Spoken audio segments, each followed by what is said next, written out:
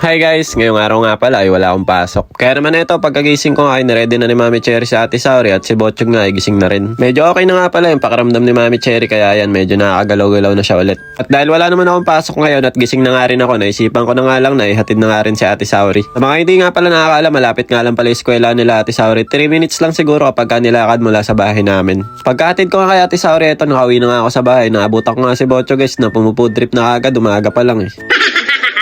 Maya-mayang konti naman ay si Kuya Seichi naman yung hinatid ko. Ako na nga yung nagatid sa kanya dahil si Mami Cherry ay kakagaling-galing pa lang din. Pagdating nga namin sa school yan, binihisan ko na nga si Seichi at yan, nag-check na siya ng attendance niya. Balit sticker lang yung nilalagay. Tapos yan, nagpaalam na rin ako sa kanya dahil maglalaro sila dyan sa may labas. Kauwi ko naman ulit sa bayan, si Mami Cherry naglilinis nga ng bahay, nagbabacuum. Habang si Botchog naman ay pag-alagala lang sa loob.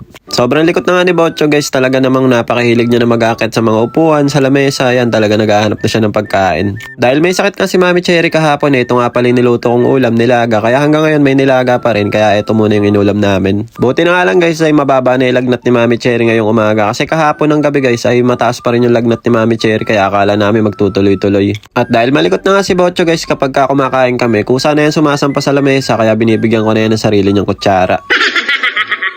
Pagtapos nga pala namin kumain ito, napag-isipan nga namin ni Mami Cherry na lumabas muna ng bahay. Wala pa kasing susuotin si Mami Cherry kapag umuwi kami ng Pilipinas, kaya naman sabi niya ay bumili muna raw kami. Sakto naman, wala akong pasok ngayon at nasa eskwelahan din yung mga bata, kaya naman na yan, malaya kami dahil isa lang yung babantayan namin. Siya nga pala, dito nga pala kami nagpunta guys sa may GU kasi magaganda rin yung mga tinda dito, pampasyon at saka mga pasok din sa budget no kasi hindi naman siya ganun kamahalan. Kaya kadalasan guys sa mga Pilipino dito ay marami talaga nagpupunta dito sa may GU kasi magaganda naman talaga yung mga tinda nila dito at saka quality din. After nga mamili ni Mami Cherry yan, dumiretso na siya dito sa may cashier. Bali yung cashier nga pala dito guys ay self-service na lang. Kung ano yung nasa basket nyo, ilalagay nyo lang dyan. Lalabas na rin yung price kung magkano yung napamili nyo. O diba napaka-easy lang, walang kahirap-hirap kaya maganda dito sa Japan guys eh. After nga namin bumili ay nagpa-takeout na lang si Mami Cherry ng milk tea dahil nga nagmamadali na rin kami. Sa mga oras kasi na yan, mga 1:30 na din kasi ng hapon tapos si Ate Saori naman 2:30 yung labasan nila sa school. Kaya naman na yan, dali-dali na rin kami umuwi kasi baka mamaya umuwi si Ate Saori, wala siyang maabutan dito sa bahay. Kaya naman na yan, dito na nga rin kami nagpahinga sa bahay habang iniintay si Ate Saori. Tapos ayan, maya-mayang konti nga dumating na rin si Ate Saori. Saktong-sakto nga rin yung pagka-uwi namin.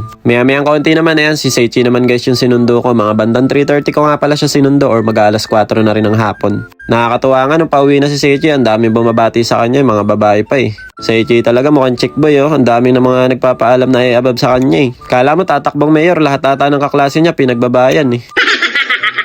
Bago rin pala kami umuwi, dumaan muna kami dito sa may Pitcar para bumili ng merienda. Tinapay na nga lang yung binili namin tapos bumili na rin ako ng bigas. Tapos ito, pagdating namin sa bayan, nabutan namin sila Mami Cherry, sila Ate Saori na nandito nga sa may kusina. Binilan ko nga rin pala ng tinapay si Botchog kaya yan, nagmerienda ulit at nag-food trip. Gutom na nga rin pala ako sa mga lakad namin at pagsundo ko sa mga bata kaya ito, nagmerienda nga din ako ng soba. Dati talaga guys, wala akong hilig dito kasi parang pang matanda siya na ramen eh. Pero nung tumagal na ako sa Japan, nasarapan na din ako. Masarap kasi siya kapag malamig yung panahon. Bale, ito guys, pinagmerienda ko na nga rin pala si Ate Saori at saka si Kuya Seichi nung binili namin tinapay. Tapos pagkatapos ko naman kumain ng soba, ayan, naisipan ko naman kumain ng salad. Ito nga pala yung bagong dressing na nabili ko, yung corn dressing. Sarap din naman tong corn na dressing pero mas gusto ko pa rin yung gomatari na dressing yung isa. Paborito nga pala ni Ate Saori tong corn dressing guys kasi mahilig sa mais yan eh. Kaya kapag kumakain kami nito ay nakikikain din siya. At eto na nga guys, tapos na nga maligo si Botchog at saka si Mami Cherry. Nagbabad dyan sa bathtub kaya preskong presko no, poging-pogi na naman. So paano guys, hanggang dito na lang muna. Kita-kits na lang ulit tayo next video. Diyan eh, mata ne. Arigatou gozaimasu. Ngek ngek ngek. Bye bye.